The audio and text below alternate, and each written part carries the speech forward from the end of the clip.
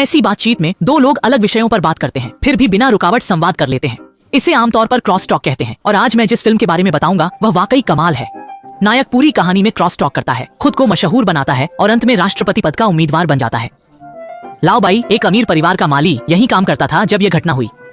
मालिक उससे अच्छा व्यवहार करते थे, अच्छा कमरा, खाना पीना नौकरानी से, और मालिक के कम पहने कपड़े भी मिलते थे। उसे मालिक ने महंगे कस्टम सूट दिए और जानते थे कि उसे टीवी देखना पसंद है।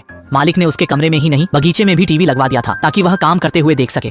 लाओ बाई भी मेहनती था, दशकों से बगीचे की देखभाल करता था, कभी जागीर से बाहर नहीं गया, दुनिया के बारे में सिर्फ टीवी से जानता था। लेकिन एक दिन नौकरानी ने घबराकर बताया कि मालिक का देहांत हो गया है।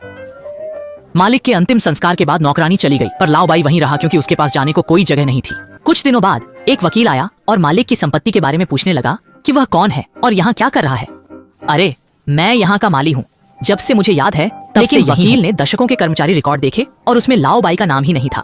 वकील ने सोचा वह यहाँ रहना चाहता है और पूछा कि मालिक की संपत्ति के बारे में उसकी क्या राय है। सीधे साधे लाओ बाई को इन बातों की समझ कहाँ, बस इतना कहा कि बगीचा साफ सुथरा रहे और कुछ नहीं चाहिए।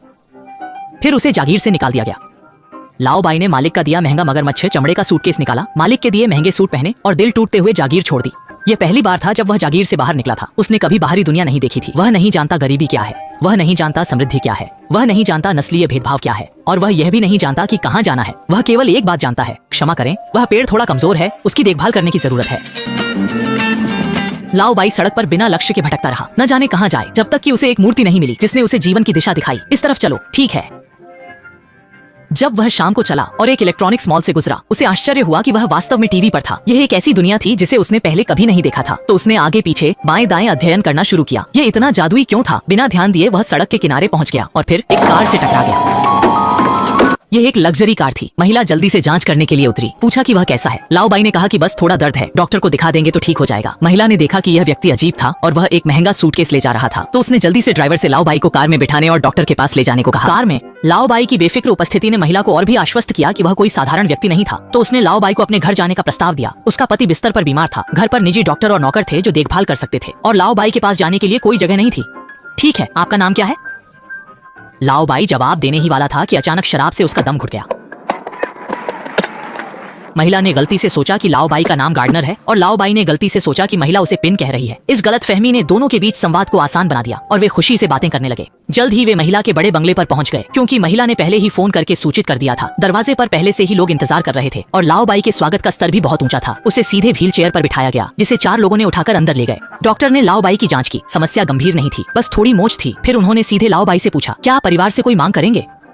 मांग? वकील ने भी मुझसे 2 दिन पहले यही सवाल पूछा था। तो क्या आप वकील से इस मामले को सुलझवाना चाहते हैं? मेरा वो मतलब नहीं था, मुझे कोई मांग करने की जरूरत ही नहीं है। वफादार डॉक्टर भी बहुत खुश था। ऐसा अच्छा मौका, यह व्यक्ति ब्लैकमेल नहीं करता। उसने सुझाव दिया कि वह कुछ दिन और रुके ताकि वह चोटों का अच्छे से निरीक्षण कर सके। सब कुछ सही हो, बूढ़े को कोई आपत्ति नहीं थी, जीवन भर रहने में भी कोई समस्या नहीं। जागीर के मालिक बेन साहब ने जब पत्नी से लाओ बाई के बारे में सुना और उनकी बहुत प्रशंसा की, तो उन्होंने रात के खाने पर उन्हें आमंत्रित किया। खाने के समय बेन की पत्नी ने पूछा, क्या वह परिवार से संपर्क करना चाहेगा? नहीं, बूढ़ा मर गया और साधारण लोग चले गए। बहुत अफसोस है, उम्मीद है आपके काम पर इसका असर नहीं पड़ा। नहीं पड़ा? जागीर को सील कर दिया गया है। बेन साहब ने पूछा, क्या आपकी कंपनी बंद हो गई? हाँ, वकीलों ने जब्त कर ली। बेन साहब ने मेज पर हाथ मारा। मैंने कहा ना, व्यापारी हमेशा उन मूर्ख वकीलों से प्रतिबंधित होते हैं। डॉक्टर ने भी सहमति जताई। हाँ, जैसे कोई जो चिकित्सा नहीं जानता पर चिकित्सा कानून बनाना चाहता है। बिल्कुल अवास्तविक। हाँ, वे पूरी तरह वास्तविकता से कटे हुए हैं। मेज पर सभी की बातें अलग अलग थीं, फिर भी वे इतने सामंजस्यपूर्ण थे जैसे एक ही पेशे के हों। लाओ बाई के अनुभवों के कारण बेन साहब को उनके प्रति विशेष लगाव हो गया। जब पूछा गया कि भविष्य की क्या योजना है, लाओ बाई ने कहा वह उनके बगीचे में काम करना अच्छा माली हूँ। लाओ बाई सिर्फ सच बता रहे थे, पर बेन दंपति को लगा वह अपने नाम का शब्द खेल कर रहे हैं। हाँ, हम माली ही तो हैं। कठोर मिट्टी पर खेती करते हैं, अपने हाथों से मेहनत करके चेहरे के पसीने से सिंचाई करते हैं और समाज में योगदान भी देते हैं। मैं समझता हूँ आपका मतलब। मैंने जिस बगीचे को छोड़ा वह ऐसी ही जगह थी, पर अब वह मेरा नहीं है। मेरे पास सिर्फ ऊपर का कमरा बचा है। लाओ बाई ऊपरी कमरे की बात कर रहे थे, पर बेन साहब ने इसे स्वर्ग समझ लिया। अरे, इतने निराश मत हो, आपके पास अभी भी स्वस्थ शरीर है। आप उन बेकार लोगों को अपने ऊपर हावी मत होने दो। आपको लड़ना चाहिए। एक भोजन खत्म हो। अंकल बेन ने लाओ बाई को पूरी तरह से एक दोस्त मान लिया। तो क्या? हाल ही में मैं सरकार को व्यापारियों के लिए वित्तीय सब्सिडी कोष बनाने में मदद करने की योजना बना रहा हूं। लाओ बाई को समझ नहीं आ रहा, उसकी क्या राय हो सकती है? हम समझता हूँ। आखिरकार आपने अभी सब कुछ खोया है, आपको संभलने के लिए समय चाहिए। अच्छा विचार बीज की तरह होता है, इसे खाद और पानी की जरूरत होती है। पानी और खाद की बात पर लाओ बाई समझ गया। हाँ, बिल्कुल ऐसा ही है। लाओ बाई को इतना शांत देखकर जल्दबाजी नहीं करनी चाहिए। मुझे आप पर भरोसा है, कुछ दिनों में आपके पास जरूर कुछ विचार होंगे। हाँ, मेरे पास होंगे। अगले दिन राष्ट्रपति अचानक आ गए।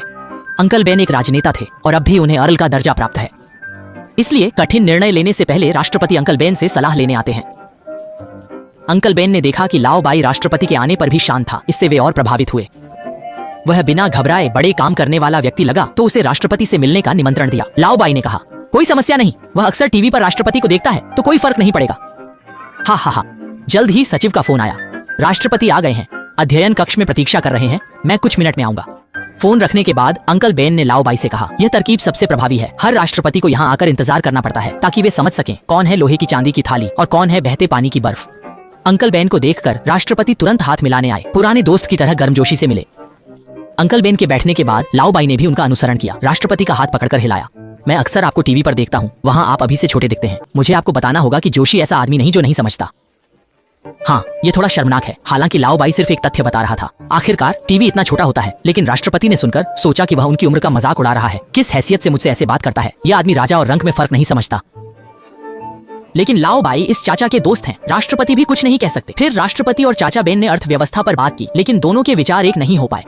बेशक ये बूढ़े गोरे स्वाभाविक रूप से समझ नहीं सकते, लेकिन दोनों हमेशा बहस नहीं कर सकते। बातचीत को किसी एक को तोड़ना होगा। इसलिए राष्ट्रपति ने लाओ बाई से पूछा, क्या आपको लगता है कि अभी आर्थिक विकास को प्रोत्साहित करना चाहिए? अर्थव्यवस्था मैं नहीं समझता, लेकिन विकास की बात करें तो मैं विशेषज्ञ हूँ। जब तक कटता नहीं तब तक कोई समस्या नहीं, कुछ भी करो चलेगा। लेकिन विकास मौसमी होता है, वसंत, गर्मी, शरद, सर्दी, खिलना, मुरझाना। हाँ बिल्कुल, मैं अपने दोस्त के उपमा से सहमत हूँ। हमें प्रकृति के मौसमी नियमों का पालन करना चाहिए। अर्थव्यवस्था भी ऐसी ही है, जबरन बढ़ावा नहीं दे सकते, नियमों को तोड़ना उल्टा पड़ेगा। राष्ट्रपति लगातार सिर हिलाते रहे। वाह, मुझे मानना होगा, मैंने बहुत समय से ऐसे गहरे और प्रभावशाली विचार नहीं सुने। आपके मूल विचार हमारी कांग्रेस में कमी है। अभी देर नहीं हुई, मेरा अगला कार्यक्रम है। इस यात्रा से मुझे बहुत लाभ हुआ। धन्यवाद। अरे नहीं, आपकी विनम्रता। हाँ। जैसे ही बाहर निकले, राष्ट्रपति का चेहरा बदला। तुरंत लाओ बाई और गार्डनर की जानकारी मंगवाई। आज ही घर के चाचा लाओ बाई को और अधिक महत्व देने लगे। याद है कल रात मैंने जो बिजनेस फंड प्लान बताया था? अब आप इस योजना के प्रभारी होंगे। फिर चाचा बेन थक गए। पत्नी को लाओ बाई के साथ उनके पसंदीदा बगीचे में भेजा। उस शाम राष्ट्रपति ने प्रेस कॉन्फ्रेंस में लाओ बाई के अर्थव्यवस्था पर बागवानी दृष्टिकोण का हवाला दिया और विशेष रूप से बताया कि यह लाओ बाई चाचा बेन के अच्छे मित्र हैं। इससे चाचा बेन और उनकी लाओ बाई भी उसी रात एक पल में मशहूर हो गए। फाइनेंशियल टाइम्स, बड़े टीवी चैनल, सभी ने लाओ बाई का इंटरव्यू लेना चाहा। लाओ बाई के स्वभाव को सब जानते हैं, उन्हें टीवी देखना सबसे प्रिय है, इसलिए बिना हिचक टीवी इंटरव्यू चुना। इसके अलावा मैं 2 दिन पहले टीवी पर था तो मुझे इस क्षेत्र में अनुभव है। राष्ट्रपति की ओर से खुफिया विभाग ने कुछ भी पता नहीं लगाया। राष्ट्रपति हैरान थे। तुम क्या कह रहे हो? मैंने राष्ट्रीय टीवी भाषण में उनका हवाला दिया है। वह अब मशहूर हैं और वह अंकल के दोस्त भी हैं। तुम मुझे बताते हो कि उसका कोई बैकग्राउंड नहीं है। जांच जारी रखो, कल चाहिए। खुफिया विभाग ने लाओ बाई की जांच में मेहनत की। टीवी स्टेशन पर उनके पानी के गिलास इकट्ठे किए, अंकल के घर पर उनके कपड़े पहचाने। टीवी पर मेजबान कुछ भी पूछे, वह सिर्फ गुड यस जैसे शब्द बोलता है। जाहिर है वह टीवी नहीं देखता, पर हमेशा ऐसा टालना भी सही नहीं। जब मेजबान ने पूछा, क्या आप वाकई राष्ट्रपति के आर्थिक विकास के विचारों से सहमत हैं? लाओ बाई को अचानक टीवी पर मेहमानों से बात करने का एक और तरीका याद आया। प्रश्न, कौन से विचार? सभी तुरंत तालियां बजाकर हंसने लगे। राष्ट्रपति का मजाक उड़ाने की हिम्मत बहुत कम लोगों ने कहा, यह आपकी बगीचे वाली अर्थव्यवस्था है। बगीचे का जिक्र होते ही लाओ बाई उत्साहित हो गए। यह तो मेरी विशेषता है। एक बगीचे को बहुत देखभाल और प्यार की जरूरत होती है, तभी पौधे अच्छी तरह बढ़ते हैं। लेकिन कुछ अनावश्यक चीजें मुरझा जानी चाहिए। नए पेड़ों और फूलों के लिए जगह बनाने के लिए तो यह अनावश्यक कैसे तय किया जाता है? इसलिए एक अच्छे गोलकील की जरूरत है। टीवी देख रहे राष्ट्रपति गुस्से से पागल हो गए। यह लड़का मुझसे छिपा रहा है, अपना पैसा बचा रहा है। इस समय मेजबान ने मौका देखकर एक संवेदनशील सवाल पूछा, आपको देश का यह गोलकील कैसा लगता है? टीवी के सामने राष्ट्रपति इतने डरे कि देखने की हिम्मत नहीं हुई। क्या यह एक वाक्य में मेरी जिंदगी तय करेगा? अनजान लाओ बाई अभी भी शो पर हंसी मजाक कर रहे थे। उन्हें उस दिन सड़क पर देखे पेड़ याद आए और कहा कि अच्छा है, कुछ पौधे धूप पसंद करते हैं, कुछ पौधे ठंड सहते हैं, सभी अच्छी तरह बढ़ते हैं। मेजबान को नहीं पता था कि यह आदमी भ्रमित करने में माहिर है। उसने फिर छेड़ा, लगता है हमें और गोलपंख तकनीक चाहिए। बूढ़ा सफेद आदमी मूर्ख और साहसी है। बेशक। मेजबान ने फिर पूछा, आपको लगता है आप कितने प्रतिशत गोलकील जैसे हैं? लाओ बाई ने सुना और सोचा, यह लड़का मुझ पर। यह एक बहुत गंभीर योजना थी। लाओ बाई ने हंसते बात करते अपना रुख अस्पष्ट रूप से बता दिया। राष्ट्रपति के लिए हरी दवा, पत्नी के लिए भी कलम उठाना मुश्किल था। लेकिन अंकल बेन की लाओ बाई के प्रति सराहना और बढ़ गई थी। उन्हें पता था कि उनके पास ज्यादा समय नहीं है, उत्तराधिकारी खोजने का वक्त आ गया। पत्नी से पूछा, क्या वह लाओ बाई को पसंद करती है? पत्नी ने बिना झिझक सिर हिलाया। शाम को लाओ बाई घर लौटे। जागीर के साधारण लोगों ने ऐसे स्वागत किया जैसे मालिक से भी बढ़कर हो। अंकल बेन ने रात में लाओ बाई से मिलकर कहा कि कल शाम एक सीनेटर की विधवा सोवियत राजदूत के लिए स्वागत समारोह आयोजित कर रही है। वे अस्वस्थ हैं, क्या वह उनकी पत्नी को वहां ले जा सकते हैं? अंकल बेन के इरादे नहीं समझे, फिर भी सहमत हो गए। लाओ बाई की सहमति पर अंकल बेन बहुत खुश हुए। पत्नी का चेहरा भी खिल गया। वह इन विदेशियों की दोस्ती नहीं समझती थी। अगले दिन राष्ट्रपति को भी लाओ बाई की जानकारी मिली, लेकिन अफसोस बहुत कम थी। बस इतना पता चला कि उनका सूट 1982 में एक प्रसिद्ध पुराने दर्जी द्वारा बनाया गया था, लेकिन वह दर्जी अब इस दुनिया में नहीं है। अंडरवियर सब मानक हैं, लेकिन वह कारखाना भी कई साल पहले जल चुका है। जहां तक लाओ बाई की बात है, कोई जानकारी नहीं, न ड्राइविंग लाइसेंस न क्रेडिट कार्ड। सख्ती से कहें तो लाओ बाई एक अज्ञात व्यक्ति हैं। उनके बारे में कुछ पता लगाना ही अजीब है। अनजान लाओ बाई बेन की पत्नी के साथ शाम की दावत में जा रहे थे। कार से उतरते ही पत्रकारों ने घेर लिया। पत्रकार ने पूछा, आपके बारे में अखबार में कहा गया है कि आप राष्ट्रपति के भाषण लेखक हैं। मैंने तो आपका क्या कहना है? आपकी क्या राय है? क्या आपने अखबार नहीं पढ़ा? मैं अखबार नहीं पढ़ता, सिर्फ टीवी देखता हूँ, वो भी पत्रकारों की व्याख्या में। अच्छा, इससे भी एक अच्छी छवि बन सकती है। श्रीमती बेन की नजर में लाओ बाई एक बहुत चतुर इंसान थे। अखबार न पढ़ने वाली बात से उन्होंने परेशान करने वाले मीडिया को चकमा दे दिया। फिर श्रीमती बेन को अन्य पत्नियों ने बातचीत के लिए ले गया और लाओ बाई विदेशी राजदूतों के साथ गपशप कर रहे थे। हर किसी से 2-4 बातें कर सकते थे। हर कोई अपनी अपनी बात कर रहा था। लाओ बाई राजदूतों की बातें समझ नहीं पा रहा था। टीवी पर देखे गए विनम्र खिंचाव के अनुसार सब खत्म हो गया था, जबकि राजदूतों को लगा कि लाओ बाई का शहर बहुत गहरा था और उससे कुछ भी उपयोगी नहीं। बहुत विनम्र था और एक भोज के बाद लोगों की नजर में वह 8 भाषाएं बोलने वाला राजनीति, साहित्य, व्यापार और दर्शन में कुशल देवता बन गया। एक प्रकाशक के संपादक ने लाओ बाई से संपर्क किया और कहा कि उनके प्रधान संपादक एक पुस्तक प्रकाशित करने के लिए उनके साथ सहयोग करना चाहते हैं। अनुबंध पर हस्ताक्षर करते ही 6 अंकों का अग्रिम भुगतान मिलेगा। एक अनपढ़ व्यक्ति था, वह अक्षर भी नहीं पहचानता था। वह किताब कैसे लिख सकता था? उसने सीधे कहा, मैं लिख नहीं सकता। आप मजाक कर रहे हैं। आप मुझे कैसे समझा सकते हैं? मैं पढ़ भी नहीं सकता। आजकल कौन किताबें पढ़ता है? लेकिन इससे बिक्री तो प्रभावित नहीं होती है ना। लाओ बाई ने सोचा, इतनी बड़ी लाइब्रेरी में चाचा की किताबें सिर्फ पढ़ने के लिए तो नहीं है। उसी समय अंकल बेन के प्रति वफादार और लाओ बाई के बारे में उत्सुक डॉक्टर उस वकील से मिले जिसने लाओ बाई की जागीर छीनी थी। वकील से डॉक्टर को पता चला कि लाओ बाई सिर्फ एक माली था। वापस जाकर वह अंकल बेन को यह बताना चाहता था।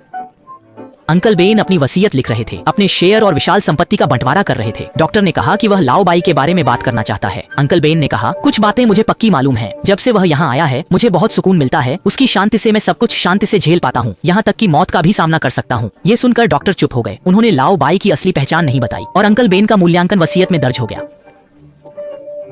कुछ समय बाद अंकल बेन की मृत्यु हो गई। मरने से पहले उन्होंने अपनी पत्नी को लाओ बाई के हवाले कर दिया। अंकल बेन के अंतिम संस्कार की अध्यक्षता राष्ट्रपति ने की। पुराने दोस्तों ने ताबूत उठाया और फुसफुसाते हुए भविष्य की राजनीति पर चर्चा की। कहा कि वर्तमान राष्ट्रपति को दोबारा नहीं चुना जाना चाहिए। इस देश को जागने की जरूरत है। चर्चा के बाद उन्हें लगा कि गार्डनर साहब बिल्कुल सही हैं। उनकी छवि अच्छी है, उनका रिकॉर्ड साफ है, वर्तमान राष्ट्रपति से ज्यादा बुद्धिमान है और वह अंकल बेन की पत्नी के दोस्त भी हैं। लेकिन लाओ बाई, जिसे किसी चीज की परवाह नहीं थी, अंतिम संस्कार छोड़कर जंगल में चला गया। एक छोटे पौधे को बचाया जो सूखी शाखाओं से दब गया था। फिर पानी पर ऐसे चला जैसे समतल जमीन हो। वह एक आईने की तरह था जो इस दुनिया की वास्तविकता और बेतुकेपन को दर्शाता था। इस फिल्म का नाम है वेल्थ एंड ऑनर कम। एक बहुत ही दिलचस्प कॉमेडी फिल्म में लाओ बाई ने कभी झूठ नहीं बोला। वह हमेशा युआन यी के प्रति अपने प्यार की बात करता रहा, लेकिन लोगों को लगता था कि वह गूढ़ और विनोदी है। सभी अलग अलग बातें कर रहे थे, फिर भी वे अपने अपने दृष्टिकोण से सामान्य बातचीत कर पाते थे। ऐसी फिल्म जिसमें शुरू से अंत तक सभी अलग अलग बातें करते हैं, मैंने दूसरी कभी नहीं देखी।